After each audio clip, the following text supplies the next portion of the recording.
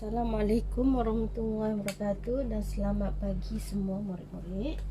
Okey, pada hari ini cikgu akan sambung pengajaran tajuk panjang jisim dan isi padu cecair, di mana kali ini kita akan belajar bagaimana nak selesaikan masalah.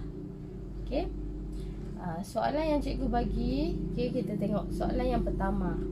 Sebotol air berisi padu 1 liter mempunyai jisim kira-kira 1 kilogram. Hitung jisim dalam gram air di dalam jug yang ditunjukkan jika separuh daripada isi padu air itu telah diminum. Okey, jadi di sini murid-murid jangan keliru lah, dia ada 2 unit di sini. Sebotol air berisi padu 1 liter. Tetapi kehendak soalannya di sini hitung jisim dalam gram. Okey, hitung jisim dalam gram. Hitung jisim dalam gram. Okey. Air di dalam jug yang ditunjukkan jika separuh daripada isi padu air itu telah diminum. Separuh ni maksudnya setengah. Okey. Jadi kita ambil yang jisim dia. Okey, jisim untuk air tersebut adalah 1 kilogram. Okey, 1 kilogram bersamaan dengan 1000 gram. Okey. Okey, jadi soalan yang ditanya adalah separuh, iaitu setengah. 1/2 kilogram. Kalau 1/2 kilogram, berapa gram? Okey. Jadi kita dah belajar dah cara cepat sebelum ni. Kalau dia punya penyebut adalah 2, jadi 1 bahagian di atas adalah 500. Okey. Jadi 1 bahagian di atas adalah 500. Jadi jawapan akhirnya adalah 500 gram.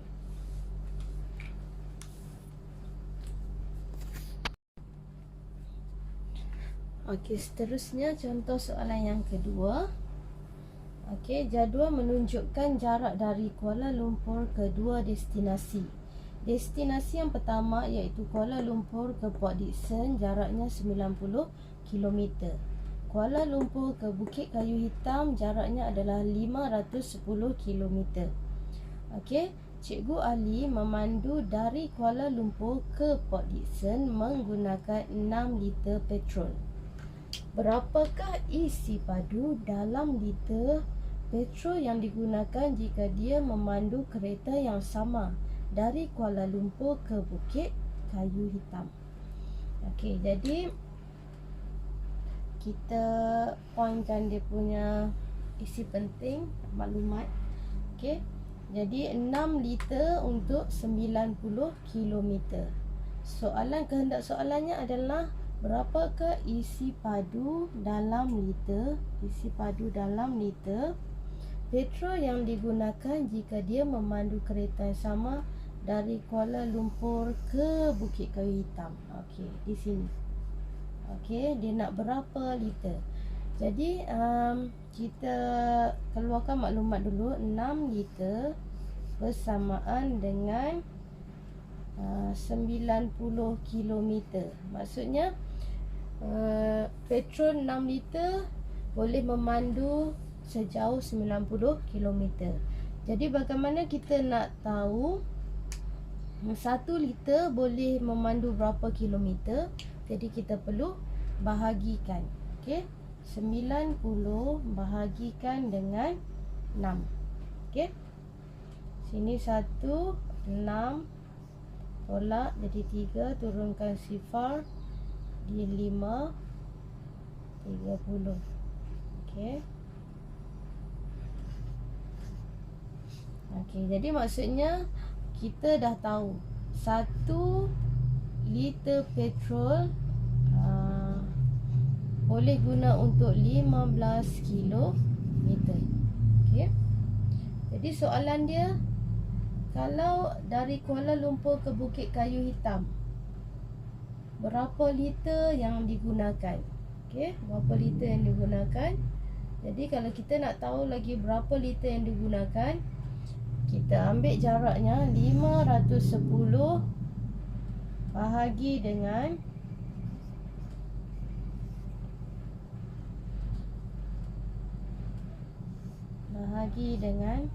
15. Okey, bahagi dengan 15. Sebab 1 liter bersamaan 15 kilometer. Okey, jadi di sini kamu kena tahu CP15. P15. Jadi berapa yang hampir? Contoh kita ambil 51. 15 darab berapa hampir dengan 51? Ataupun boleh cuba jaya. Contohnya kita buat 15 darab 3. 45 kan? Kalau 15 darab dengan 4 sudah lebih, tak boleh. Okey, jadi kita ambil 45. Jadi di atasnya 3. Di bawah adalah 45. Tolak 1 tolak 5 tak boleh, pinjam.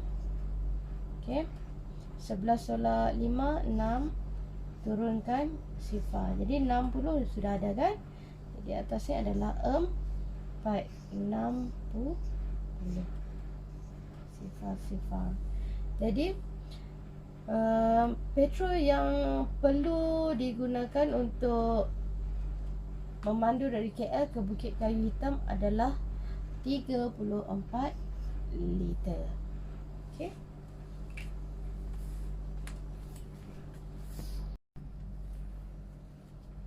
Okay, soalan yang seterusnya adalah soalan nombor 3.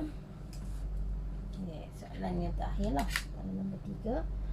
Soalannya, rajah di bawah menunjukkan lokasi kedai P, Q, R dan S pada sebatang jalan yang lurus. Okay, P, Q, R dan S pada sebatang jalan yang lurus. Cuma maklumat yang dibagi di sini saja, Q ke R saja, 2.1 km. Okey, jarak dari P ke Q adalah 1/3 daripada jarak Q ke R.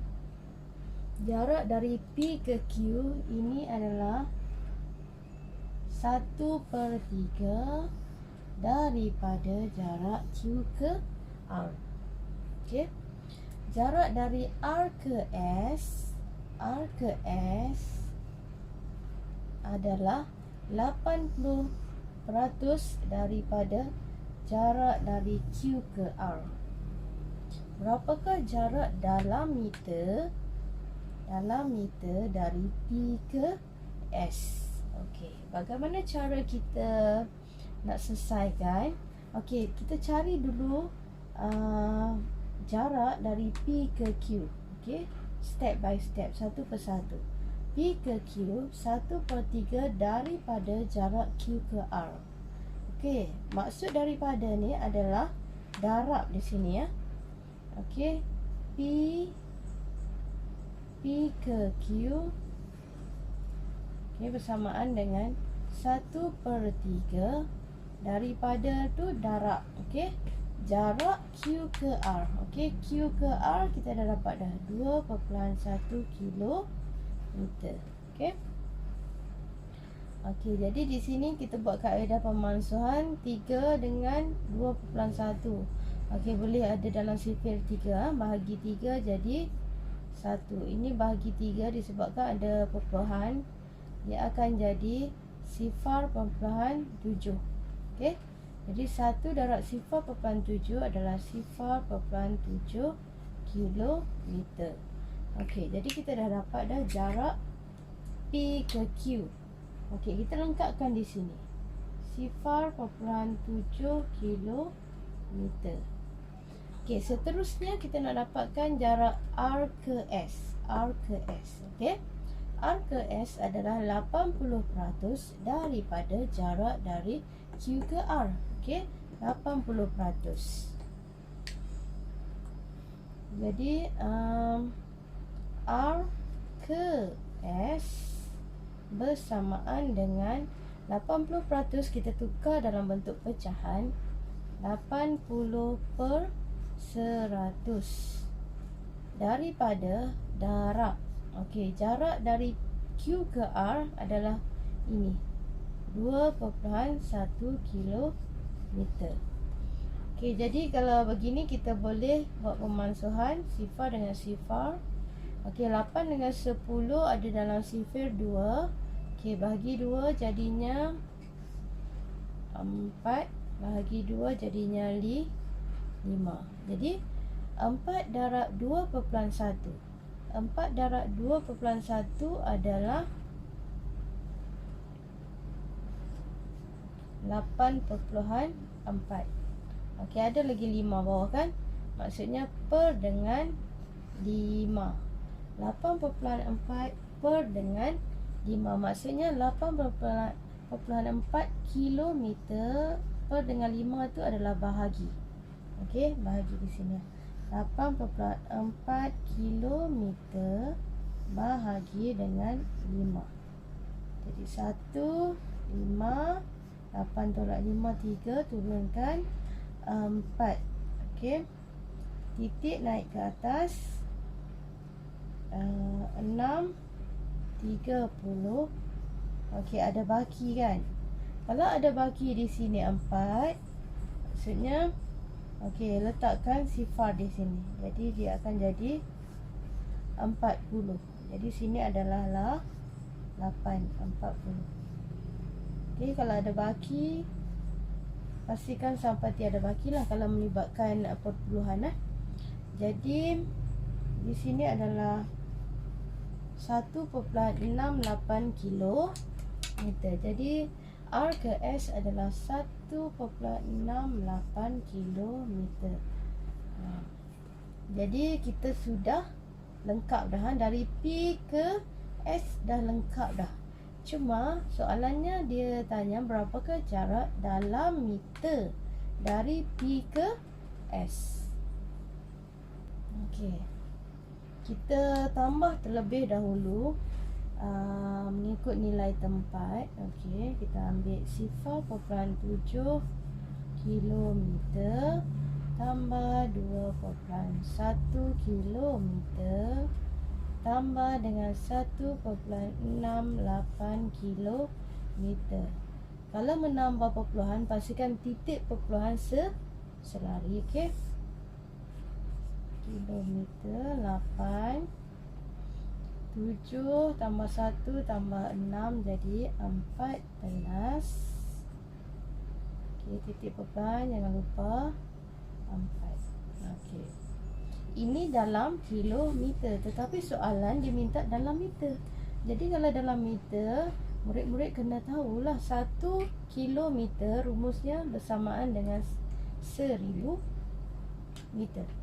1 kilometer bersamaan dengan 1000 meter. Jadi bagaimana nak tukar dari kilometer pergi meter? Mesti darab dengan 1000. Okey, jadi kalau cara cepat kita darab 1000, cuma kita gerakkan titik perpuluhan saja. Gerakkan titik perpuluhan ke belakang sebanyak 3 kali. 1, 2 dan 3.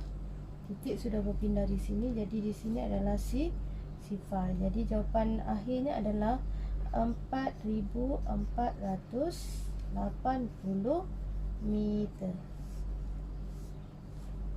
Okey, itu saja dari cikgu untuk hari ini. Harap murid-murid semua boleh faham dan kita akan membuat latihan pengukuhan. Terima kasih. Assalamualaikum.